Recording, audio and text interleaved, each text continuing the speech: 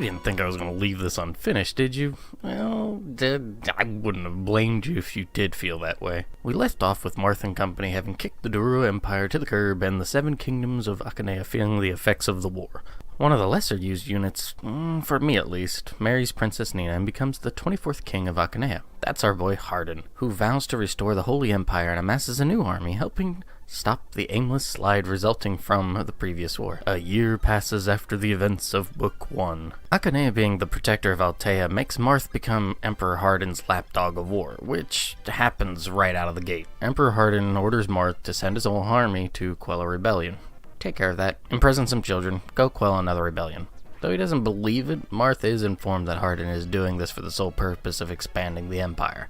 This goes on for 4 chapters. After completing that 4th chapter, Marth's fiancée, Princess Sheeta, arrives to tell him that Akanea, with the help of Gra and Orleans, has crushed Altea. Marth and his army are declared enemies, and a whole lot of fun ensues. Still blindsided by these turn of events, heavy-hearted Marth marches towards home.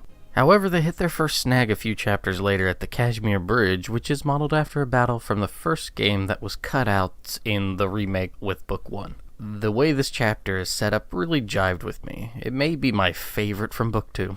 You have 2 goals. 1, visit the village and recruit Bantu. 2, get Marth to the castle. Problem is you have to go fast, because a few turns in, Emperor Hardin himself shows up and is going to try to put an end to the silliness. He can't be killed, and he will certainly skewer anyone who tries to stand up to him.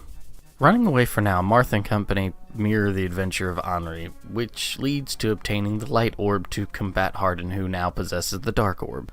The Fire Emblem, the Falchions, and Cheeky's histories are explained. Also, the orbs that power the Fire Emblem into the Shield of Seals are mentioned. Spoilers, they were plucked out and sold off. That and the shield looks different. You may be wondering, how do you get the Light Orb? Well, throughout the earlier chapters, you have to collect 12 different orb shards that are a reference to constellation. If you do not get them all, you won't be able to assemble it, and well, yeah. Anyway, after this trek through the fire and snow, Marth and company rather quickly reclaim Altea and put Hardin in his place. So ends the game. The day is saved. Birds sing from the heavens. Sunshine pours through the curtains. Yay. Wait, hold on. Throughout the game, there is a bit of a sister shortage. By that I mean many of the sister class units from the first game have gone missing, including Marth's sister. Yeah. Well, if you have restored the Light Orb and collected the other orbs, you will have reassembled the Shield of Seals and unlock a little more to the game. Plus, some more great music, which has been a case for Book 2 as a whole. So come to find out, Garnif's still alive, trying to revive Medeus. Marth and company pursue Garnif, who is once again in possession of the Falchion after Akanea's invasion of Altea. Not only that, but he stealthily passed Hardin the Dark Orb, which caused his corruption and downfall. Garnif, you sneaky bastard. So, we now have a bit of a repeat from the end of Book 1. Difference is that Book 2's last chapter is broken up into 3 consecutive parts. Thankfully, the player is warned to bring those who have some sort of relation to the captured sisters, which is a good and bad thing. If you haven't been draining those characters, you'll have some baggage, and we'll need the remaining characters to do the heavy lifting. Keep in mind, no promotion for Marth, and he gets the Falchion for pretty much the final segment of the chapter. This last segment is quick, but each turn, Earth Dragons pop up to unleash hell. So what to do?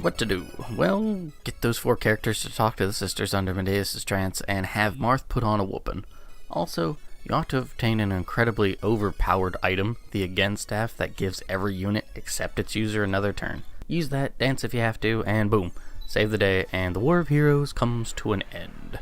Now, to be fair, this is more of the same of Book 1, but uneven in its difficulty. So if you were bored with Book 1, this may not be much of an improvement. There are some more varied locales, new great music, and some slight variances to the Capture the Throne premise, like I mentioned earlier. There is a lot more dialogue as well, which could rub some the wrong way, because there's times where you're just like, get on with it. Myself, I liked it, and though not as impressionable as Book 1 overall, it is still a fun experience, which further bums me out that a version of this game is not available through Nintendo outside of Japan. It lessens the connections brought up in Echoes, as there are some chapters covering some of the extra content in that game, as well as providing more details on a particular character.